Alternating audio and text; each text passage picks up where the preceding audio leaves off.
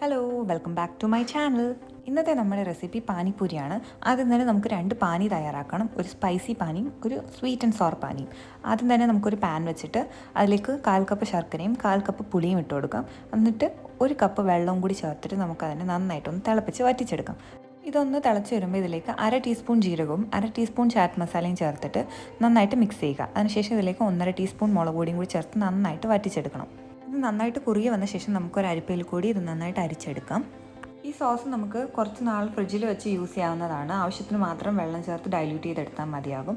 ഞാനിവിടെ ഇതിലേക്ക് ഒരു 1/4 കപ്പ് വെള്ളം കൂടി ചേർത്ത് കൊടുക്കുന്നുണ്ട്. എന്നിട്ട് ഇതിനാവശ്യമായ ഉപ്പ് കൂടി ചേർത്ത് കൊടുത്തിട്ട് നന്നായിട്ട് മിക്സ് ചെയ്തിട്ട് മാറ്റി വെക്കാം. ഇനി നമുക്ക് സ്പൈസി പാനി ഉണ്ടാക്കണം. അതിനായിട്ട് ഞാനിവിടെ ഒരു ജാറിലേക്ക് 1 കപ്പ് പുതിനയും 1 കപ്പ് മല്ലി ഇട്ട് കൊടുക്കുന്നുണ്ട്. അതേപോലെ തന്നെ ചെറിയൊരു കഷ്ണം ഇഞ്ചി ചെറുതായിട്ട് അരിഞ്ഞിട്ട് ഇതിലേക്ക് ഇട്ട് കൊടുക്കുന്നുണ്ട്. ഇനി ഇതിലേക്ക് 4 വലിയ പച്ചമുളക് ചേർത്ത് കൊടുക്കാം. എന്നിട്ട് നന്നായിട്ട് തന്നെ അരച്ചെടുക്കാം. ഇനി ഇതൊരു ബൗളിലേക്ക് മാറ്റി വെച്ചിട്ട് ഇതിലേക്ക് 1/2 ടീസ്പൂൺ ജീരകവും 1/2 ടീസ്പൂൺ ചാറ്റ് മസാലയും ചേർത്ത് കൊടുക്കാം. ഇനി ഇതിലേക്ക് ആവശ്യമായ ഉപ്പ് കൂടി ചേർത്ത് കൊടുത്തിട്ട് നന്നായിട്ട് തന്നെ മിക്സ് ചെയ്യാം. എന്നിട്ട് ഇതിനെ ഒന്ന് നന്നായിട്ട് അരിച്ചെടുക്കാം. അരിച്ചെടുത്ത സോസിലേക്ക് നമുക്ക് 1 കപ്പ് വെള്ളം ചേർത്ത് കൊടുക്കാം. നല്ല വലിയൊരു കപ്പ് വെള്ളമാണ് ചേർത്ത് കൊടുത്തിട്ടുള്ളത്. എന്നിട്ട് ഇതിനെ മാറ്റി വെക്കാം. ഇനി ഫില്ലിങ്ങിനായിട്ടുള്ള പൊട്ടാറ്റോസ് എടുക്കാം. നേരത്തെ വേവിച്ച് വെച്ച കിഴങ്ങാണിത്.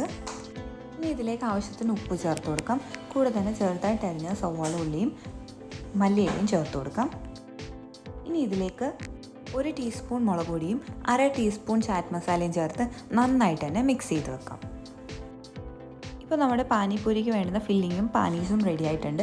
ഇനി പൂരി പൊരിച്ചെടുക്കുകയാണെന്നുള്ളതാണ്. ഞാൻ നേരത്തെ കടയിൽ നിന്ന് മേടിച്ച് വെച്ച പൂരീസാണ്. ഇത് എണ്ണയിലിട്ടൊന്ന് ഫ്രൈ ചെയ്തെടുത്ത് കഴിഞ്ഞാൽ നമുക്ക് കടയിൽ കിട്ടുന്ന പോലെ തന്നെ പൂരി ഉണ്ടാക്കിയെടുക്കാം. പൂരിയെല്ലാം പൊരിച്ചു കഴിഞ്ഞാൽ നമ്മുടെ പാനിപ്പൂരി ഇവിടെ റെഡി ആയിട്ടുണ്ട്. ഇനി നമുക്കിതിനെ സെർവ് ചെയ്യാം. പാനിപ്പൂരി കഴിക്കാൻ പ്രത്യേകിച്ച് ആരെയും പഠിപ്പിക്കേണ്ട ആവശ്യമില്ലെന്ന് എനിക്കറിയാം. നിങ്ങൾക്ക് എൻ്റെ വീഡിയോ ഇഷ്ടപ്പെട്ടു എന്ന് വിശ്വസിക്കുന്നു. Thank you for watching.